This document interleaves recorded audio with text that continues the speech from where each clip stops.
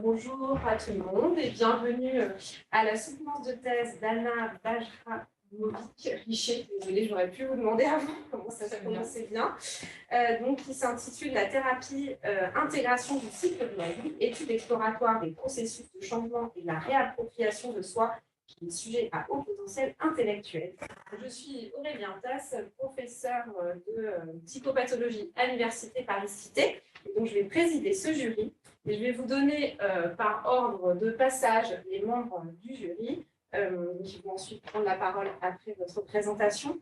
D'abord, le professeur Nathalie Duriez, qui a été votre directrice de thèse.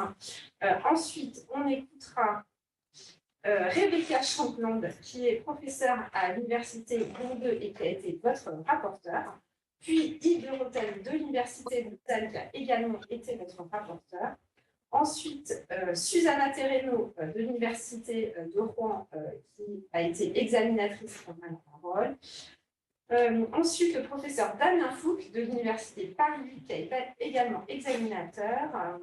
Enfin, Johanna Smith, psychologue clinicienne superviseuse ICV-LI en tant qu'invitée. Et enfin, je terminerai en prenant également la parole avant de délibérer. Donc, on vous écoute, on va faire cette présentation. Présenter aujourd'hui une thèse de doctorat intitulée La thérapie et l'intégration du cycle de vie, ICV-LI, étude exploratoire des processus de changement et de la réappropriation de soi chez les sujets à haut potentiel intellectuel, sous la direction de Nathalie Duriez. Tout d'abord, ma rencontre avec l'ICV s'est faite suite aux attentats du 13 novembre 2015 qui m'ont décidé à me former à la prise en charge du psychotrauma. C'est ainsi que je me suis formée à l'ICV et j'ai pu constater des résultats avec des patients pour lesquels cela n'avançait pas avec d'autres modèles de thérapie. Par ailleurs, la majorité de ma patientèle est à haut potentiel intellectuel, donc j'ai souhaité travailler auprès de cette population. On considère que le sujet à haut potentiel. Excuse-moi. Ouais. Laurence, est-ce que vous pourriez éteindre votre micro, s'il vous plaît? Alors, attends 2 secondes.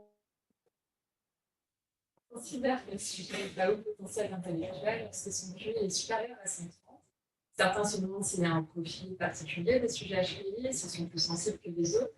Ces questions ont été débattues lors du colloque que nous avons organisé avec ma directrice de thèse en septembre dernier. De manière générale, il en est ressorti qu'il est important de ne pas pathologiser cette population. En ce qui me concerne, j'ai choisi de considérer certaines thématiques saillantes, comme la sensibilité, l'injustice et l'intelligence, comme étant des sortes de thématiques amplifiées en termes de ressenti par les patients eux-mêmes, et de partir de leurs propres constats, de leurs propres questionnements, et non pas comme des caractéristiques en tant que telles qui seraient spécifiques de cette question. L'idée est aussi de pouvoir se départir de l'assimilation HP et d'autres sensibilités, l'un n'implique pas l'autre et vice-versa.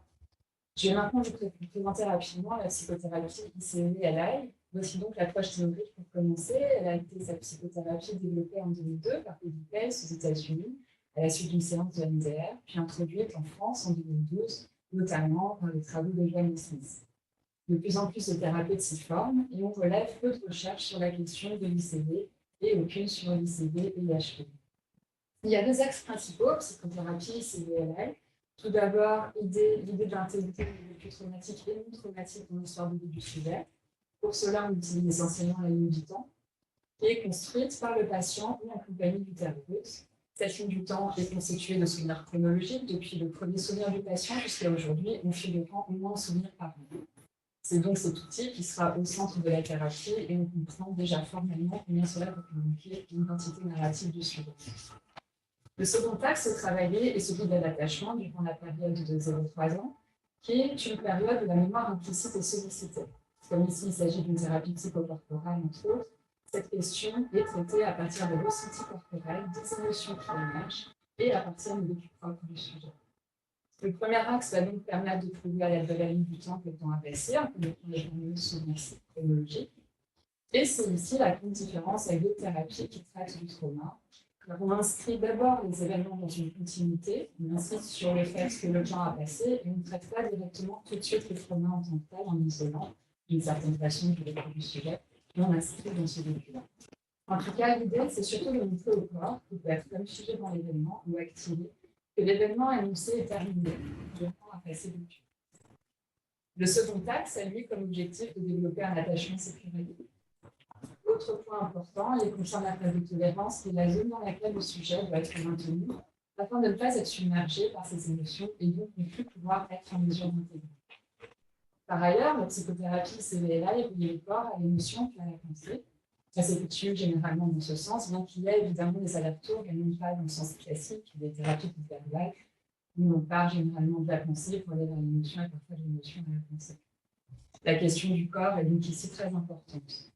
La psychothérapie CVLA est donc une thérapie intégrative dans la mesure où elle s'appuie sur de nombreuses théories sous-jacentes, aussi bien neurobiologiques que systémiques et attachmentistes.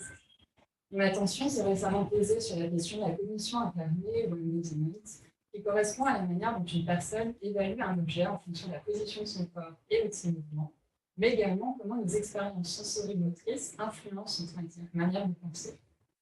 Il s'agit ici de prendre en considération le contexte et non pas de se focaliser uniquement sur le cerveau comme unique maître à bord de notre être.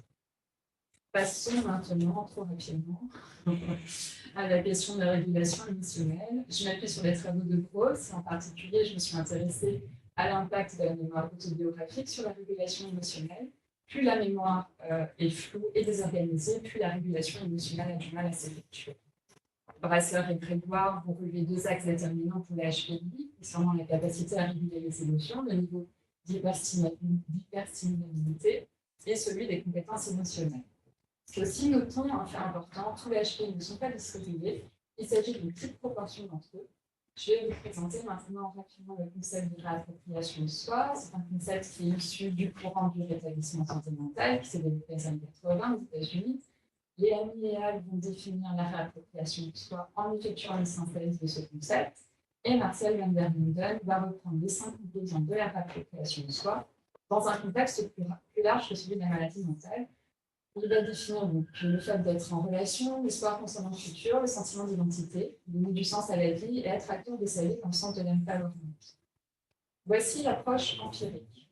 De la problématique a émergé l'hypothèse générale que la thérapie ICV-LI améliore la régulation émotionnelle et la réappropriation de soi chez les sujets au potentiel intellectuel. Puis, les 4 hypothèses opérationnelles qui en découlent. La première, la régulation émotionnelle est évoluée au cours de la thérapie ICV-LI. Le sentiment de réappropriation de soi s'améliore nécessairement en fin de thérapie. Le troisième stipule que la HPI est une caractéristique d'autre, permettant de mieux se connecter à leurs éprouvés corporelles à travers la thérapie. D'où découle la 4e hypothèse, permettant de mieux décrypter les signaux corporels et ainsi éviter ou anticiper une éventuelle récidive du burn-out. Le cadre méthodologique est le suivant, il s'inscrit dans celui des recherches de 4e génération visant à rapprocher chercheurs et cliniciens en s'intéressant au processus de changement et non pas à l'évaluation en tant que telle. Il ne s'agit donc pas d'évaluer la thérapie ICVLA, mais d'explorer et mettre en lumière les processus de changement. Ma population comporte 6 sujets recrutés en cabinet libéral. Comme je souhaitais explorer les processus de changement et non pas les écueils, j'ai sélectionné les patients pour lesquels il y a eu des processus de changement. Pour la procédure de recueil des données, je me suis appuyée sur les entretiens thérapeutiques, sur les évaluations des difficultés de régulation émotionnelle et sur un entretien de follow-up effectué environ 6 mois après la fin de la thérapie par une autre psychothérapeute afin d'évacuer une partie des biais de désirabilité. L'analyse des données s'est inspirée d'études de cas pragmatiques de Fishman, car elle est mixte et à forte tendance qualitative, impliquant des boucles de rétroaction dans l'analyse et qui incitent à cerner comment le sujet régule mieux leurs émotions, mais aussi les processus de changement. Les mesures ici à l'aide de la BERSF viennent valider ce qui est observé durant la thérapie et soutenir l'étude qualitative à travers les études de cas. Et je me suis donc inspirée de l'ECP Fishman que j'ai adapté de manière à ce que cela soit plus visible au sein du corpus et aussi pour pouvoir révéler justement les entretiens de follow-up. Voici maintenant les résultats. Concernant la première hypothèse au sujet de la régulation émotionnelle, pour chaque sujet, les difficultés de régulation émotionnelle ont été évaluées tous les 6 mois durant le processus thérapeutique. Nous pouvons constater que pour chaque sujet et chaque dimension, on observe une diminution. J'y reviendrai de façon plus détaillée lors de la discussion. Concernant la réappropriation de soi, les dimensions de la réappropriation de soi ont été évalués post-thérapie lors de l'entretien de follow-up et sont notés sur une échelle allant de 1 à 10. D'une manière générale, chaque dimension s'est améliorée durant la thérapie. Regardons les résultats obtenus pour la troisième hypothèse concernant le sujet du potentiel intellectuel. Concernant les 4 sujets qui ont été évalués avant la thérapie, pour Shamla, être HPI lui a permis d'effectuer une psychothérapie. La première, ça a été une porte d'entrée pour lui. Il peut dire aujourd'hui qu'il peut mieux accepter son fonctionnement, moins s'éparpiller, mieux s'assumer tel qu'il est. Il a cheminé entre le fait que être HPI pouvait le définir et le fait que cela devienne une caractéristique parmi d'autres. Cela a pu s'effectuer à travers une reconnexion à son corps. Il ressent mieux cette connexion corps-esprit qui lui était inconnue avant la thérapie et il trouve un sentiment de plénitude lorsque ces 5 sens sont convoqués en même temps. Pour Daniel, le fait d'être testée HPI était important dans la mesure où elle se sentait idiote et bloquée suite à son burn-out. Se rassurer quant à ses réelles compétences cognitives, très rapidement, cette question ne sera plus au centre de ses préoccupations et va devenir une caractéristique parmi d'autres. Pour Elise, prendre conscience de ses réelles compétences cognitives a permis déjà de diminuer certains symptômes, donc on s'y trouve d'anxiété généralisée. Elle a pu se sentir moins folle, elle a trouvé que être HPI était amusant, in fine, et elle peut dire que la thérapie lui a permis de mieux s'accepter, se rencontrer et aussi de diminuer ses dispersions mentales. Donc, tous les éléments que la patiente considérait comme étant des caractéristiques du sujet au potentiel intellectuel sont vécus non pas comme exceptionnels, mais comme intégrés dans sa vie en tant que telle et en tant que caractéristique parmi d'autres. Pour Héloïse, effectuer la démarche de test lui a permis dans un premier temps de mieux comprendre son sentiment de décalage avec autrui. Elle a surtout le sentiment de ne plus être parano, d'être soulagée et de moins se sentir seule. Puis ces éléments lui ont permis de se rendre compte qu'elle avait tendance à s'effacer auprès des autres en se suradaptant aux autres. Donc cette évolution lui a permis de se sentir plus légitime à s'exprimer. 2 autres sujets ont été testés pendant la thérapie. Donc Fleur a effectué une prise de conscience de ses compétences cognitives. Elle a pu se reconnecter aussi à ses éprouvées corporelles qu'elle mettait de côté, car elle mettait de côté ses émotions et elle lui dit tout passait par le cerveau avant. Elle s'interdisait d'éprouver ses émotions et elle peut dire qu'en ICB, on part de ce qu'on a vécu, les émotions au sens physique du terme, et se rendre compte que les émotions n'étaient pas dangereuses et diminuer ainsi ses crises d'hyperphagie. Pour l'autre patient, Fabien, le test a été effectué après un an de suivi. Ça a été désigné comme un moment clé de la thérapie, un entretien de follow-up. Il a d'abord eu une phase de doute, comme beaucoup de personnes testées, puis a progressivement intégré cette idée dans son histoire de vie. Et il a pu exprimer ensuite que pour lui, HPI, c'est un outil de compréhension qui aide à la compréhension et non pas un outil derrière lequel se cacher. Il accepte mieux cette différence et celle des autres. Il peut souligner que s'il avait été testé plus tôt, il n'en aurait perçu que des aspects négatifs, d'où l'importance aussi du moment où effectue ce test. Ici, la 4e hypothèse concerne la capacité à éviter une récidive du burn-out. Les résultats se basent essentiellement sur l'entretien de follow-up. Chaque sujet témoigne d'une meilleure capacité à repérer les signes corporels qui les amènent à se sentir mal, comme une meilleure émotion incarnée, et en capacité de repérer les zones de mal-être ou d'éprouvés corporels difficiles à supporter. On relève aussi l'importance de déculpabiliser le sujet, qui rejoint les travaux de Christina Massage sur la question du burn-out. Peut-être dû aussi à la régulation émotionnelle, qui est meilleure après 6 mois de thérapie et qui se poursuit tout au long du processus thérapeutique, ce qui génère aussi cette capacité à se sentir moins seul et moins en panique dans le domaine professionnel. À travers la discussion, j'ai pu déterminer 3 types de profils au sein de cette recherche et ils ne sont pas exhaustifs dans la mesure où je n'avais pas suffisamment de sujets pour développer les autres profils possibles.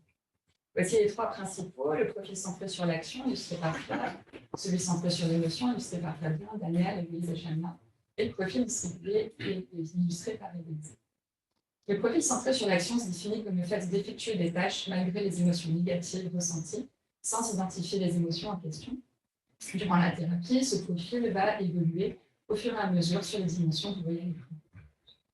Pour cela, j'ai principalement utilisé les protocoles du premier stade de la thérapie, entre le début de la thérapie et 6 mois après, mais aussi le protocole de lettres cellulaire qui aura généré un sentiment de s'incarner, de prendre corps, venant ainsi convoquer la cognition incarnée avec des sensations qui remontent à travers le corps, soutenant les émotions puis la pensée.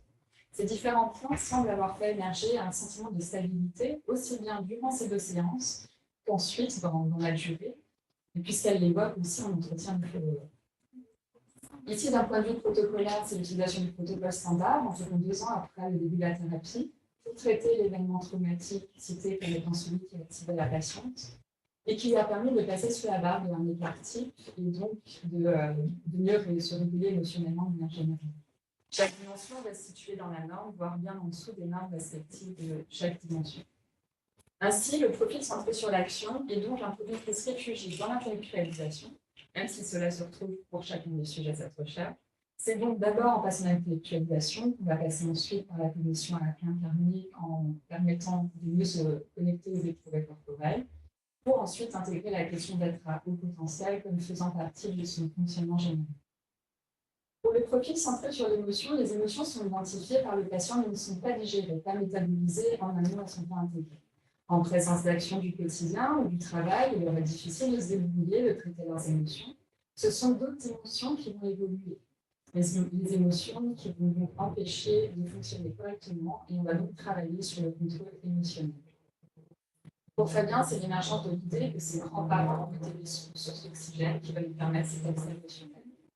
Les différents éléments qui semblent avoir participé à ces émotions sont aussi le bilan psychologique, le début du travail autour de l'attachement à travers les protocoles d'accordage, qui ont permis de mieux intégrer l'idée que justement ses grands-parents étaient une ressource en termes de style d'attachement sécure. Mais aussi la poursuite du travail sur le contrôle émotionnel et certaines thématiques vécues comme étant en lien avec le HPI, perçues ensuite comme n'étant plus un frein à une réappropriation de soi. Ces différents éléments ont été identifiés en tant que tels durant le processus thérapeutique, mais ont aussi été cités par le sujet durant son entretien follow-up. On a ici 2 variantes du profil centré sur l'émotion, avec 2 situations différentes, où la clarté émotionnelle est impactée pour Shanna, qui a du mal justement à identifier ses émotions. Il les ressent, mais il ne sait pas très bien ce qu'il ressent, et ça correspond d'ailleurs au climat familial dans lequel il vivait, où ses émotions et ses actions étaient dictées par sa figure maternelle. Et dans l'autre cas, c'est aussi l'impulsivité qui sera ici représentée par Héloïse. Les scores de chaque dimension vont entrer dans la norme. Après 6 mois de thérapie, normal se situe en dessous. Ce moment correspond à un moment où Shanna s'autorise à exprimer sa colère à l'égard de ses parents. Colère jusque là-dessus, banalisée, voire déniée. Il va ensuite mieux pouvoir comprendre son fonctionnement émotionnel et s'autoriser à se rapprocher de ses éprouvés, aussi bien corporels qu'émotionnels. Un travail plus centré autour de certaines de ces caractéristiques amplifiées par le HPI, comme la sensibilité, l'injustice, la patience, va aussi participer à une diminution des symptômes. Ce qui va ensuite lui permettre d'exprimer ses besoins en toute légitimité. Pour Héloïse, un travail autour du corps, des éprouvés corporels, va permettre de faire diminuer les différentes dimensions. On voit une meilleure capacité à réguler son impulsivité après ce travail et aussi autour d'un protocole standard. C'est donc dans un deuxième temps, après un an de thérapie, que Héloïse va pouvoir mieux réguler ses émotions de ses stratégies. Puis ensuite, à l'aide d'un protocole, des protocoles d'accordage et de paix, où les scores vont se rapprocher de la norme. Là aussi, la question de la suradaptation sera travaillée. On peut noter que cette question de la suradaptation est justement transversale à ce profil centré sur l'émotion. De manière transversale, concernant ce profil, il nous semble important de comprendre que le second stade de la thérapie va permettre une connexion corps-esprit après avoir travaillé sur certaines thématiques amplifiées par le fait d'être à haut potentiel intellectuel et vécues par le sujet comme problématique pour le vie. Concernant le profil tout dysrégulé, où les émotions ne sont pas identifiées et la dysrégulation émotionnelle est importante, nous avons la situation d'Élise qui illustre ce profil. Toutes ces dimensions sont au-dessus de 1 écart-type et demi. Elle a souvent été l'infirmière des autres. Après 6 mois de thérapie, tous les scores vont se rapprocher de la norme de chaque dimension, voire même descendre sous cette norme. On aura utilisé des protocoles de premier stade, mais aussi des protocoles standards et PEC, parce qu'elle était suffisamment en mesure de les réparer sans plus de 6 mois de saison. J'attire votre attention sur le fait que l'illustration de ce profil est couplée avec la particularité d'avoir un style d'attachement détaché et ne peut donc être généralisable à d'autres styles d'attachement qui seraient prédominants. La meilleure stabilité émotionnelle a rapidement été ressentie durant les séances avec un sentiment de continuité qui me conduit à une meilleure capacité à composer avec le présent. Suite à cette séance de protocole standard, Élise a retrouvé le sommeil dans la durée, une nette diminution des symptômes du trouble d'anxiété généralisée, avec une capacité à se connecter à ses éprouvés corporels assez rapidement. En résumé, les profils permettent avant tout de mieux évaluer quelles sont les difficultés du sujet et ainsi mieux cibler certains protocoles que l'on appelle les PBQ en thérapie ICD-LR. et donc les différents thèmes et protections à travailler. Pour le profil centré sur l'action, c'est le travail autour de la compréhension intellectuelle de ce qui est vécu qui sera favorisé. Pour le profil centré sur l'émotion, nous allons favoriser le travail autour du corps et du contrôle émotionnel. Bien entendu, concernant le profil tout distribué, ce sont ces deux axes qui doivent être travaillés. Il sera intéressant d'avoir des études de cas afin de pouvoir mieux affiner ces différents profils et protocoles en conséquence. On remarque que les styles d'attachement permettent un travail plus ou moins rapide en fonction du degré d'insécurité du style insécure. On constate ici, comme indique l'étude de Henschel et Hall, que les styles d'attachement détachés se régulent émotionnellement plus rapidement que les autres. Le style détaché permet d'introduire plus rapidement les protocoles standards, qui à leur tour vont permettre de soulager plus rapidement les événements. Lorsque les styles d'attachement sont plus insécures, à savoir préoccupés ou craintifs évitants, les sujets se régulent aussi assez rapidement dans un premier temps, mais les différentes dimensions évaluées rentrent toutes dans la norme plus tardivement, autant T2 pour Fabien, T3 pour Héloïse et T4 pour Fleur.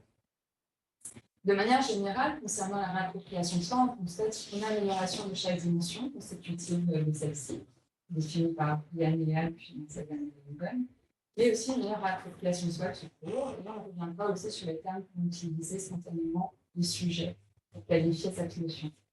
Ils vont évaluer donc ce sentiment général de réappropriation de soi sur une échelle de 1 à 10. Les résultats montrent que ce sentiment se situe entre 2,5 et 4,5 au début pour monter jusqu'à 8 ou 10 en fin de thérapie. Daniel fait exception en situant ce sentiment à 6 en début de thérapie, probablement car elle n'a pas vécu le processus thérapeutique dans son intégralité et donc elle perçoit moins le chemin parcouru, d'autant qu'elle semble avoir été moins exigeante quant à ses objectifs thérapeutiques. Regardons maintenant les termes qui s'emploient spontanément pour nommer la réappropriation de soi au sein de l'entretien de follow-up. Certains vont parler d'acceptation de soi, c'est le cas de Daniel, de Fabien, de Loïs. Élise pourra dire qu'elle s'est rencontrée. Chana parlera de se réconcilier avec soi-même et d'être soi-même, tout comme Fabien. Et Héloïse va rajouter à l'acceptation de soi l'idée de l'affirmation de soi. Enfin, Fleur va ajouter à l'acceptation de soi l'idée de s'incarner qui nous parle tout particulièrement dans le cadre du concept de cognition incarnée, mais aussi qui vient soutenir le profil de Fleur, qui est celui du profil centré sur l'action. La question du corps et de l'incarnation semblent fondamentaux dans la mesure d'intellectualisation et de sans passer par là. Voyons maintenant quelques limites à cette étude. Bien entendu, le faible échantillon est évident. En termes de limites, il s'agit d'une étude de cas. Il ne s'agit pas de généraliser les résultats, mais de tenter de spécifier certaines conditions phénoménologiques et la compréhension des différentes actions entreprises. Ici, nous avons exploré les processus de changement de la thérapie cellulaire, impactant la régulation émotionnelle des sujets choisis, ainsi que la notion de réappropriation de soi, qui sont toutes deux médiatrices de changement. Il n'existe pas encore d'études approfondies sur le sujet, puisqu'il s'agit d'une thérapie récente, s'inscrivant dans un nouveau paradigme, ce qui n'est pas le cas, par exemple, de la thérapie des schémas, qui s'inscrit dans la paradigme de thérapie cognitive.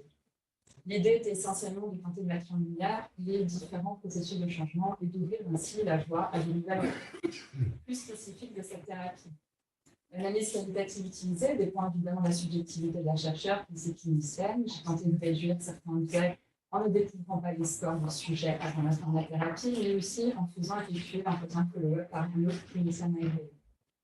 Un autre biais concerne la subjectivité et l'intersubjectivité. Bien sûr, le processus thérapeutique repose sur cette rencontre intersubjective. De fait, peut-être que les résultats de cette recherche seraient différents avec un autre thérapeute et d'autres patients qui correspondent au même critère. Cette limite souligne par la même la limitation à un tel thérapeute. J'aurais évidemment apprécié de pouvoir effectuer cette étude avec d'autres thérapeutes, mais il était complexe de pouvoir mettre en place le même dispositif sur autant de temps que la durée de cette thèse, à savoir l'enregistrement et les outils que j'utilise dans mon cadre clinique. Le biais de désirabilité sociale, le maintien de la cohérence interne, le biais de mémorisation sont évidemment aussi à souligner du fait de l'évaluation et la réappropriation de soi, qui sont effectuées au même moment durant l'entretien de follow-up. Les perspectives sont nombreuses dans la mesure où un champ d'études potentielles s'offre à nous. Il peut concerner l'évaluation de différentes habilités, la dissociation, les traumas en tant que tels, mais aussi les dimensions psychocorporelles en général, comme par exemple le sommeil, les difficultés alimentaires, l'attachement sécuritaire, c'est intéressant à évaluer aussi, l'attachement du thérapeute, etc. Ce serait vraiment formidable aussi de pouvoir effectuer une recherche de TPC randomisée, contrôlée, afin de venir étayer les différents débuts de résultats issus de cette recherche exploratoire. En conclusion, cette étude a permis d'effectuer un état des lieux concernant les différentes théories sous-jacentes à l'ICV à l'heure actuelle. Il s'agit d'une thérapie en constante évolution et il est intéressant de voir comment les différentes théories permettent de nourrir les résultats que nous obtenons cliniquement depuis déjà un certain temps. Ceci permet aussi d'affiner notre travail, mais aussi d'être en constant mouvement, mieux s'adapter, s'ajuster, s'accorder à ces patients. On observe une meilleure régulation émotionnelle au sein de cette étude et cette amélioration dans toutes les dimensions a été plus ou moins longue en fonction du style d'attachement. Il est donc intéressant d'avoir en tête lorsqu'on débute cette thérapie avec les patients. Et elle n'a évidemment, cette thérapie, rien de magique, ce n'est pas une thérapie brève en soi, c'est une thérapie qui permet surtout la réappropriation de soi.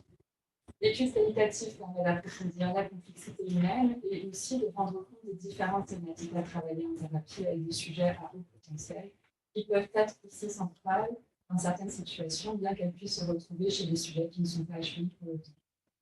De nombreux champs restent à explorer et à affiner. À mon sens, la thérapie CBLI est une thérapie de la cognition incarnée et cela reste encore à explorer le temps que nous sommes dans un champ très paradigmatique avec la cognition incarnée au sein des neurosciences. Je tiens à vous remercier pour votre temps et votre attention aujourd'hui. Je suis prête pour les questions.